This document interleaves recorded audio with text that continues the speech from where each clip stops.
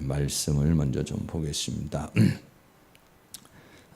오늘 오전에도 하나님은 어찌하여 지금은 따를 수 없느냐, 베드로의 그 이야기에 지금은 할 수가 없지만 그러나 나중에는 네가 나를 따라올 것이다, 이런 이제 말씀을 베드로에게 했습니다.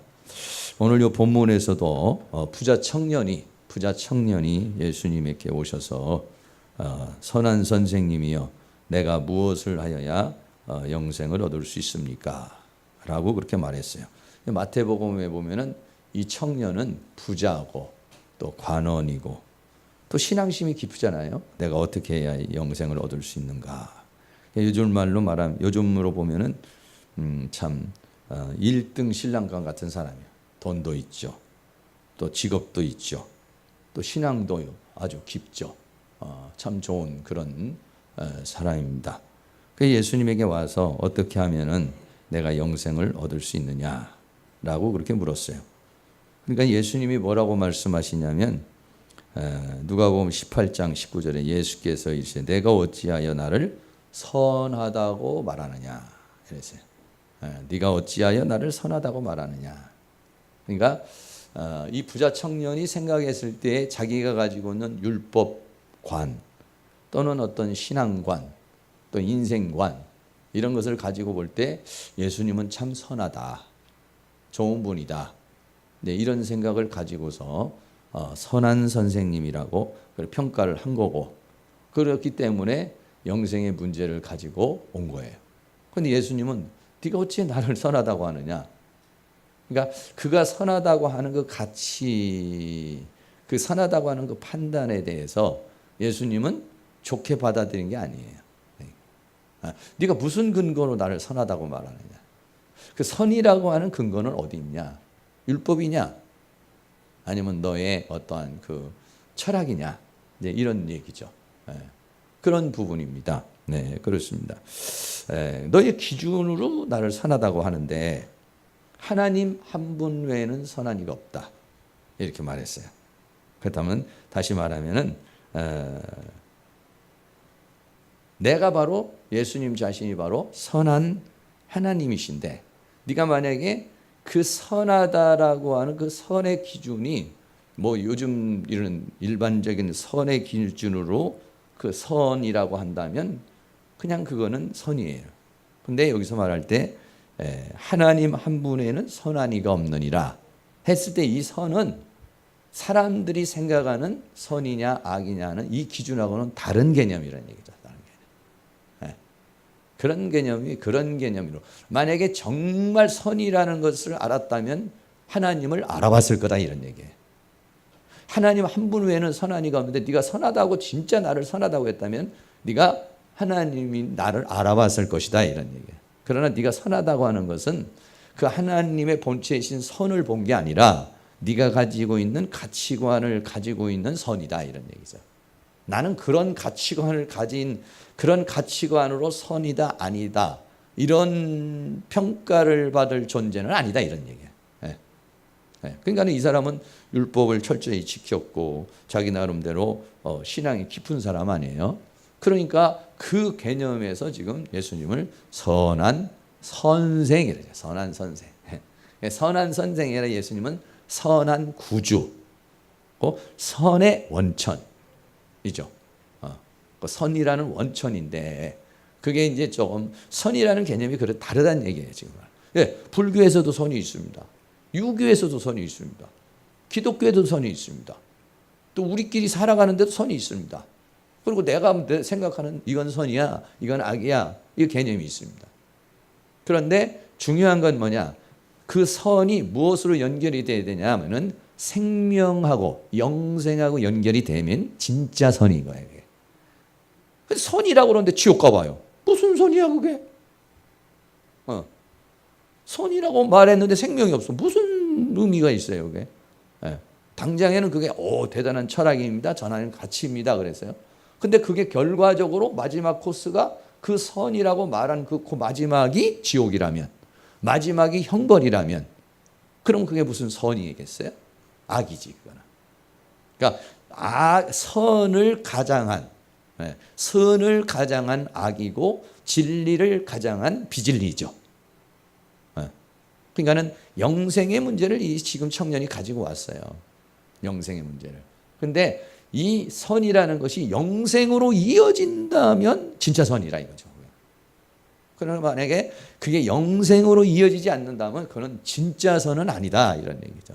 그냥 사람들이 만들어낸 선, 아니면 어떤 율법의 선, 또는 어떠한 규범에 의한 선 이런 거예요.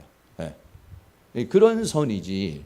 이거는 하나님은 선한 이는 한 분밖에 없다. 이렇게 말했어요. 이 세상은 전부 악하다 이거죠. 악하고 죄인이다 이런 얘기죠.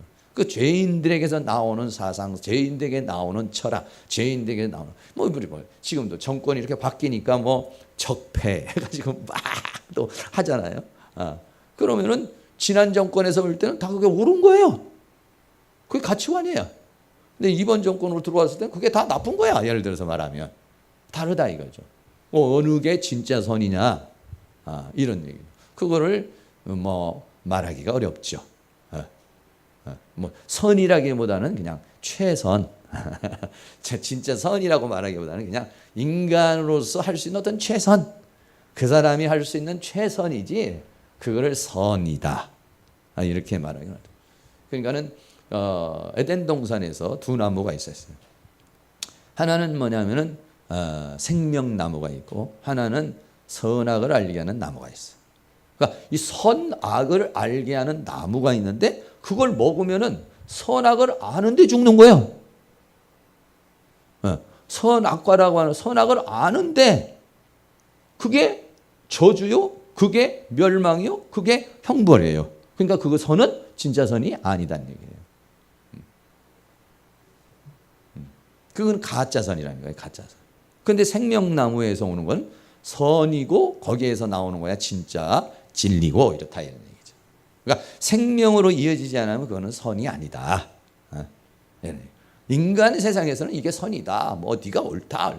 재판부에서 너는 뭐 이거다. 뭐 이렇게 말할 수는 있어요. 그러나 하나님의 세계 속에서의 선한 이는 한 분밖에 없는데 네가 어떻게 선이라고 하느냐? 너 무슨 가치를 가지고 무슨 기준을 가지고 무슨 판단을 가지고 네가 나를 지금 선하다고 말하느냐? 그것이 옳은 것이냐? 옳지 않은 거다 이런 얘기예요. 그러니까 우리가 착각하고 인생을 삽니다. 사실은요. 저도 그런 명언증 많죠. 어떨 땐 내가 막 이런 주장도 하고 저런 주장도 하고 또 뭐 우리 집사람하고 다투기도 하고 또는 뭐 어떤 사람하고 또 입씨름하기도 하는데 입씨름하고 나서 뒤돌아서 내가 진짜 말한 게 이게 선이야? 내가 이게 지금 오늘 지금 열변을 토한 게 진리야? 정말 그게 뭐 생명으로 이어지고 영생으로 이어주는 거야? 아니면 내가 가지고 있는 이상한 철학 아니야 이거? 이런 생각을 가끔 해볼 때가 있어요. 그렇습니다. 우리가 조심해야 되겠죠. 내가 말하고 이 사람이 지금 말하고 있는 선인데 이 사람은 결국 그 자기가 말하고 있는 선은 가지고 있었지만은 영생하고는 멀어져 버리고 하나님하고는 멀어진 인생을 간 거예요. 그럼 그거는 선이냐? 아니에요. 그냥 선이라고 말하는 그냥 선이지 진짜 생명으로 이어지는 하나님에게서 나오는 선은 아니다. 그는 이런 얘기예요. 그래서 예수님이 네가 어찌하여 나를 선하다고 하느냐. 하나님 한 분밖에는 선한 이가 없는데 이렇게 말하고 있어요. 그러니까 자기 자신도 나름대로는 선하다고 생각한 거죠. 그리고 그 사람은 이런 건 선이야라고 하는 가치 기준도 있는 것이죠. 그 기준으로 봤을 때 자기는 선하다. 당신도 선하다. 뭐 이런 의미입니다. 그런데 그게 예수님에게는 다 인정을 못 받았다. 이런 얘기예요. 그래서 예수님이 뭐라고 말하냐. 18장 20절에 계명에 대해서 얘기했어요. 계명을 지켜라.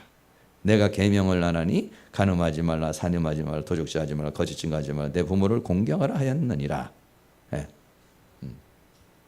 이렇게 말하니까 그 사람이 뭐냐? 그거요. 내가 어려서부터 다 지켰습니다.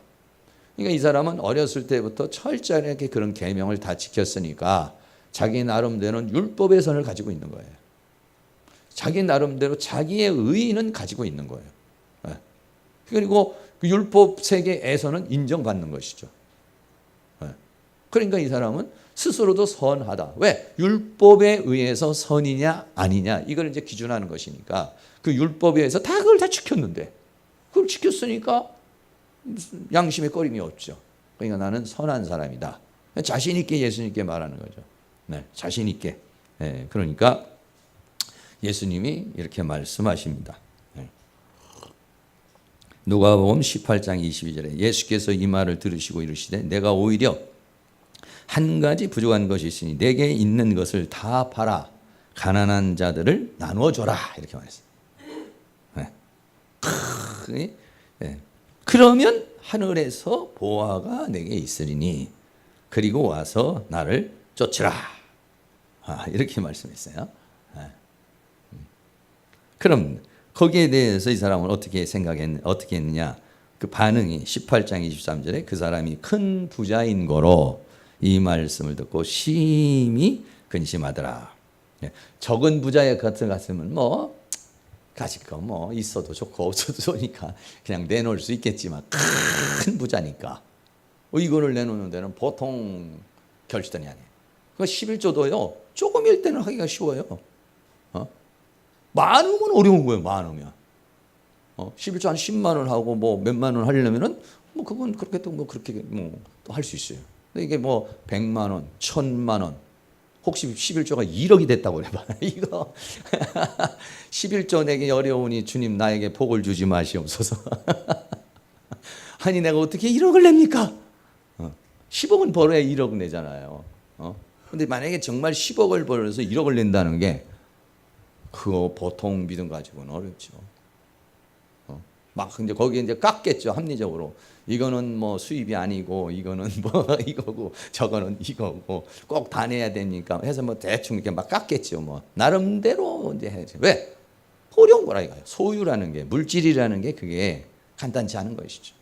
그러니까는 뭐 11조 안 나신 또 대해서도 다 나름대로 어떤 생각이 있어요. 다 철학이 있어요.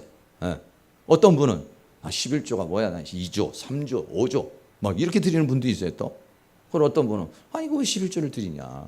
또 이런 분도 있어요. 그러니까는 여기서 이 사람은 돈이라는 게 그만큼 어렵다는 거죠. 돈이라는 게 큰 부자니까 그걸 어떻게 다 내놔? 얼만큼 부자였는지는 모르겠지만은 큰 부자라고 그랬으니까 뭐 다 마음 엄청나게 많았던 것 같아요. 그 많은 걸 내놓는다는 것이 조금 있는 거는 내놓기가 쉽지만은 클수록 더 어려운 거예요. 이거 사실은요. 클수록 큰 부자인 거로. 그래서 심히 근심했다. 심히 근심했다. 그러니까 뭐 혹대로 왔다가 혹 붙이고 가는 거는 마찬가지예요. 나름대로 자기 선을 나 뭐 어렸을 때부터 그런 건 다 지켰고 내 나름대로 율법을 다 생활했고 이렇게 했다. 해서 뭐 어떻게 보면은 뭐 별로 그렇게 예수님이 이런 말을 할 줄은 꿈에도 생각 못 하고 온 거죠. 그러니까 자신 있게 어떻게 보면 왔어요. 근데 자신이 있기는 있는데 그 영생이라는 것은 안 만져지는 거야 이게 이 사람이. 나름대로 선을 따랐어요. 나름대로 율법을 따라 살았어요. 그런데 영생이라는 이 부분이 뭔가 이 실제가 아닌 거야 이게. 뭔가 마음의 영혼의 공허함이 있는 거야 이게. 그러니까 이 사람도 신앙의 열정이 있고 나름대로는 그 어떤 하나님의 뜻을 살고 싶은 그 마음이 있는 사람이니까 그 공허함이 채우기 위해서 예수님에게 나온 거죠. 그러나 그걸 채우려면 네 소유를 다 팔으라고 그러니까 이거는 너무 어렵다. 이거는 그 가치성을 이렇게 비교를 해봤을 때 그럴 필요가 있을까? 꼭 그렇게 해야 되나? 이렇게 생각했을 때 이 사람 입장에서 이거는 그거에 납득을 할 수는 없어요. 그 부분에 뭐 좀만 내란다든지 뭐 이러면은 또 뭐 이게 가능할 수 있겠지만은 그게 어려웠던 부분이 아주 그냥 너무 예수님께서 막 직선적으로 얘기해 버렸어요. 너무 노골적으로 얘기해 버렸어요. 차차차차 신앙이 자란다면 해줘야 되는데 그냥 한 방에 얘기를 해버렸어요. 그냥 감당 못한 거죠. 심히 근심했다는 건 감당 못했다. 받아들일 수 없었다. 왜? 이 사람 하늘에서 보화가 있으리라 이랬단 말이에요. 네가 그걸 만약에 가난한 자에게 나누면 하늘에서 보화가 있으리라. 그러니까 그 하늘의 보화가 더 대단한 거냐, 내가 지금 땅에 가지고 있는 이 재물이 더 대단한 거냐 비교를 해봤을 때 그 비교를 해봤을 때 이 사람은 땅에 있는 것은 거기에 대한 가치관이 확실하죠. 이 돈이 있으면 뭐 땅도 사고, 이 돈이 있으면 뭣도 하고, 이 돈이 있으면 뭐 다 이런 그 돈의 가치성이 확실히 나오죠. 10억이면 10억, 100억이면 100억, 1000억이면 1000억에 대한 그 위력, 힘 알죠. 그러나 그것이 하늘에서의 위력은 뭘까? 하늘에서의 영광은 뭘까? 하늘에서의 가치는 뭘까? 그 하늘에서 주어지는 그런 모든 건 뭘까? 이거를 이 사람은 아직 뭐 이게 성령의 거듭남의 역사가 없으니까 그걸 볼 수가 없는 거죠. 아직 느낄 수가 없는 거죠.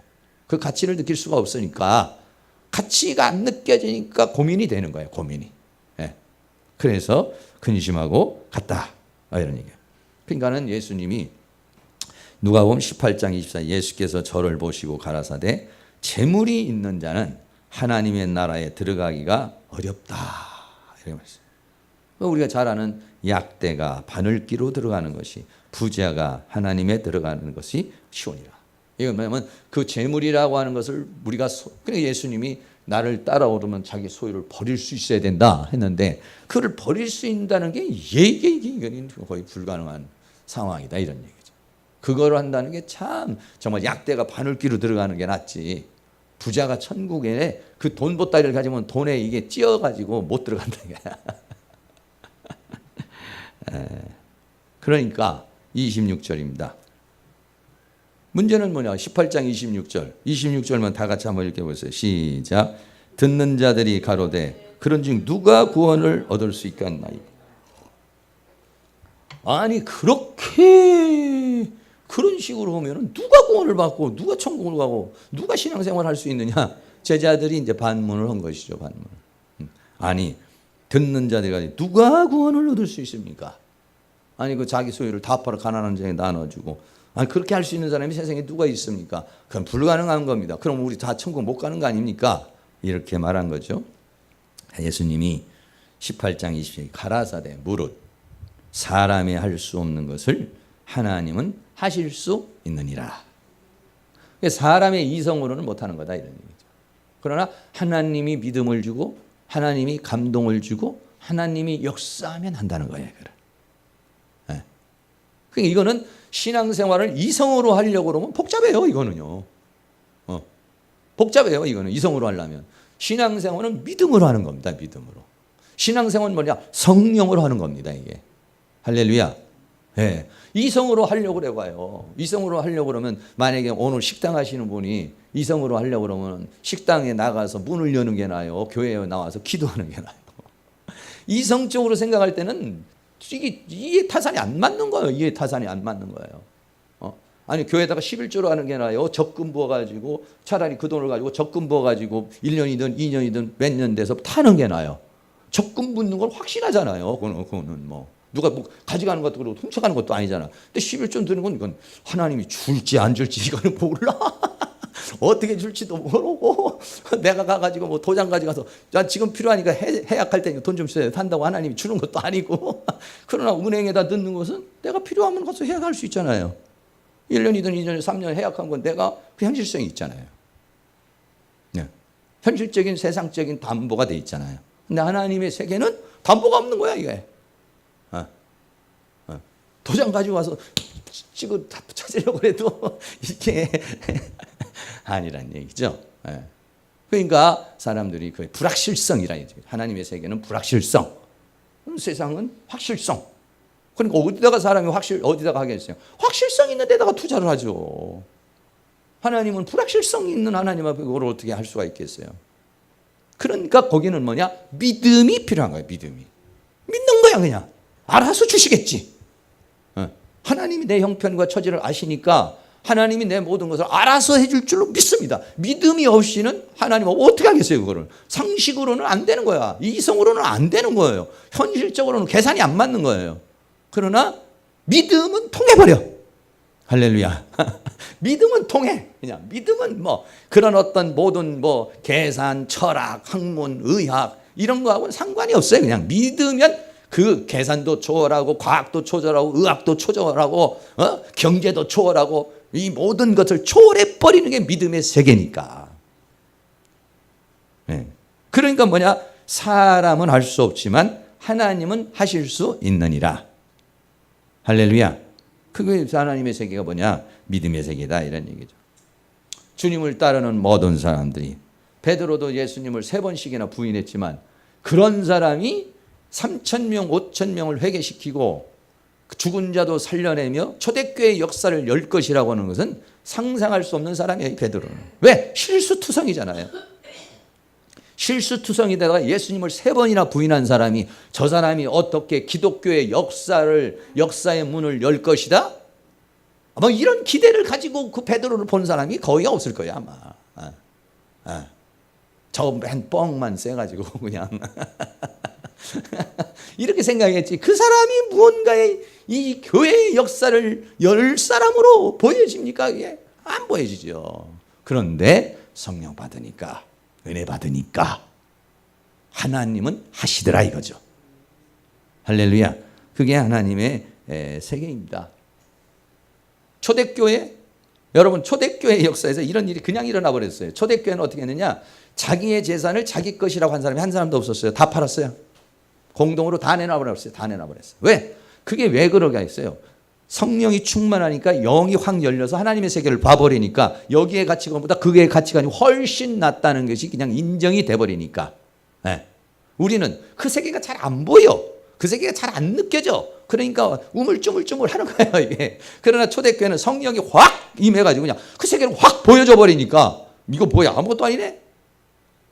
뭐 장난감 가지고 놀던 애들이 장난감 넣어놓은 것처럼 자기의 소유를 다 내놔버렸어요. 그게 사람으로는 못하는 거예요. 이성적으로 봤을 때는 도저히 납득이 가지도 않고 할 수 있는 문제가 아니야. 근데 성령 받아버리니까 완전히 달라져 버려요. 그 돈에 대한 절대적인 가치관, 세상에 대한 절대적인 가치관을 가지고 있었던 사람이 자기의 집도 팔고 돈도 팔고 해가지고 다 내놔서 그걸 가지고서 막 가난한 사람들을 나눠주고 핍절한 사람들 나눠주고 과부를 나눠주고 고아를 나눠주고, 그래서 그냥 그게 막 불길처럼 타올라가지고 초대교회 엄청난 사람들이 다 예수 믿게 되고 공동체의 생활을 하게 되는데, 그래서 그 사람들은 굶어 죽었더라. 이런 성경 구절이 단 한 구절도 없어요. 재산을 내놓아가지고 집을 내놓아가지고 소유를 팔았더니 그래서 그 사람은 죽었더라. 굶어 죽었더라. 망했더라. 이런 얘기가 없어요. 이런 얘기가 없고, 여러분 그 하나님의 법칙 속에서 살게 되니까 그런 놀라운 역사가 일어나니까 로마라는 제국이 무너지는 겁니다. 이게 사람이 생각할 수 없어. 이야, 사람이 상상할 수 없는 행동을 해버리는 거야. 사람이 이성으로 느낄 수 없는 행동을 해버리는 거야. 그냥 짐승이 물려서 죽는 순간에도 할렐루야 하면서 탁 죽고, 촛불에 타서 막 화형을 당하는 상황에서도 할렐루야 하며 죽고, 오히려 사형 집행하는 사람이 또 사형을 집행하는 사람이, 야, 이거 뭐야 이거. 아무리 인간이 대단해도 죽음 앞에서는 다 떨게 돼 있는 거거든요. 그런데 그런 데서 그냥 촤하게 가니까 그게 뭐냐? 성령의 능력이다. 스데반 집사님이 죽으면서 수dum에 주면서 니네들 주여 저들 갖다가 나를 돌멩이로 치는 놈들 전부 다 지옥으로 보내주세요. 주여 저들 아주 집집마다 다 망하게 해주세요. 저주를 퍼부으면서 죽습니까? 아니잖아요. 죽으면서 어떻게 죽습니까? 아버지여 저들을 예수님 같이 죽어. 주님 저들의 죄를 용서하여 주시옵소서. 지난번에 토마스 선교사 얘기했지만 토마스 선교사도 죽을 때도 그 박충건이라는 사람이 성경책을 주면서 이 사람의 죄를 용서해달라. 그런 힘이 어디서 나오느냐 이거지. 27살 먹고 26살, 27살 먹은 청년이, 우리 여기 뭐 예담이나 대영이나 뭐 이런 나이 아니에요. 이런 나이에 뭐 완숙한 사람도 아닌데 그런 사람의 그냥 그 청년의 힘에서 어떻게 칼날 앞에서 초연하게 그렇게 말하면서 죽을 수 있느냐? 이건 뭐냐? 성령의 능력이다. 할렐루야. 그래서 늘 제가 말씀드린 누가복음 19장에 가면 삭개오라는 사람이 나와요. 여기 18장, 19장에 가면 삭개오가 나오는데 이 삭개오는 동원의 인생의 전부를 걸고 살던 사람이에요. 키도 작고 핸디캡이 있는 사람이에요. 그래서 이 사람 돈이라고 그러면은 무슨 짓이라도 하는 사람이에요. 그래서 세리, 다시 말하면 그 당시에 세금을 걷어들이는 사람을 했죠. 그거는 뭐냐면 로마의 앞제비나 마찬가지 아니겠어요? 동포들에게 피를 빨아서 자기 주머니를 채우는 사람이에요. 그래서 세리는 당시에 뭐냐면 죄인으로 상대도 안 하고 대화도 안 하고 그런 사람하고는 교제를 안 하는 사람, 창기나 세리나 똑같이 취급받은 사람이에요. 그런데 이 사람은 창기면 어때? 세리라고 욕먹으면 어때? 돈 있으면 최고지.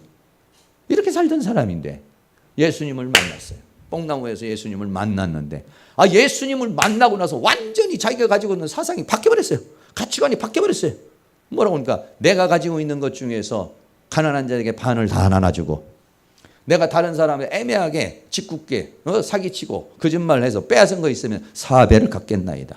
그러면 빈털들이지 뭐예요. 그러니까 무슨 얘기냐. 그걸 나눠줬다는 것보다 이 돈의 가치성보다도 예수님과의 만남을 통해서 새로운 가치성을 발견했다는 거죠. 그래서 예수님이 뭐랍니까? 오늘 이 집에 구원이 이르렀도다. 할렐루야. 그게 뭐냐면 하나님이 하신다 이거야. 하신다. 하나님이 하신다 이런 얘기죠. 저도 마찬가지고 여러분 좀 여기 계신 분들 한 사람도 우습게 보면 안 돼. 우리가 볼 때는 아유 저 사람이 뭘 할 수 있을까? 아니에요. 신기한 역사를 하는 겁니다. 어떻게 하면 성령에 붙잡힌 바 되면 사람은 볼 때는 보잘것 없어요. 사람은 볼 때 보잘것 없어요. 병들고 약하고 문제 많고 상처투성이고 이래요. 근데 하나님이 탁 붙잡혀 성령으로 역사가 일어나면 거기에는 상상할 수 없는 역사가 일어납니다. 할렐루야. 그래 우리에게는 희망이죠. 사람의 내 인성만 본다면은 절망이에요. 그러나 어떻습니까? 사람을 보면 실망이지만 하나님을 볼 때는 그때는 희망이 솟는 거예요. 희망이 솟는. 그래 뭐 사람으로는 할 수 없지만은 하나님으로는 하실 수 있느니라. 할렐루야. 여러분 본인에 대해서 실망할 거 없습니다. 또 상대방에 대해서도 너무 실망할 거 없습니다. 그리고 우리 교회 자체를 놓고도 실망할 것도 없습니다. 왜? 하나님이 하시면 하는 거예요. 그리고 우리는 그냥 하늘의 문을 열기 위해서 눈물을 흘리는 것이고 하늘의 문을 열기 위해서 주님의 때를 기다리는 거죠. 그럼 때가 되면 하나님께서 그런 은혜, 이 기독교라는 게 로마의 국교로 되기까지는 313년, 300년이 넘는 사람의 피해 발자취가 있었어요. 그런 다음에 기독교 국가가 기독교라고 하는 것이 로마라고 하는 나라를 지배해버린 거 아니겠습니까? 승리하게 된 거 아니겠어요? 근데 그게 되기 로마라는 제국이 무너지기까지는 300년의 피해 발자취가 필요했다 이런 얘기예요. 근데 그 피해 발자취가 헛것이 됐느냐? 아니요. 그 피해 발자취는 로마를 무너뜨렸고 피해 발자취는 하나님의 나라의 순교자의 반열에 들어선 거죠. 하나님의 나라에서도 영광이요. 이 땅에서도 그런 모든 사단의 권세를 깨뜨리고 하나님의 역사를 이루게 된 줄로 믿습니다.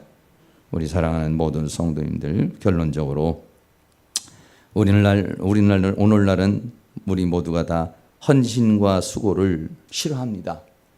옛날에는 부엌에 들어가서 막 봉사하고 화장실 청소도 하고 교회 청소도 하고 뭐 누구 이렇게 대접하고 헌신하고 이런 거 좋아했어요. 그런데 우리나라는 이제 먹고 살만한 상황이 되니까 자꾸 편해지려고 그러고 더 편해지려고 그러고 힘든 일 어려운 일 안 하는 것은 교회도 그렇지만은 일반 사회에서도 3D 업종 뭐 이런 거 안 하려고 하잖아 우리나라 사람들이 이제 그런 것처럼 교회도 똑같은 그런 현상이 왔어요. 그건 참 십자가 지기가 어려운 그런 시절이에요. 왜냐? 십자가는 뭐냐? 고난이에요. 헌신이에요. 아픔이 있어요. 그러나 아픔과 고통으로 끝나는 아픔이 아니라 영광을 위한 고난이에요. 이 길을 여러분 모두가 함께 갈 수 있는 정말 주님을 따르는 그런 사람들이 저도 그렇고 여러분도 그렇고 다 될 수 있기를 주의 이름으로 축원합니다.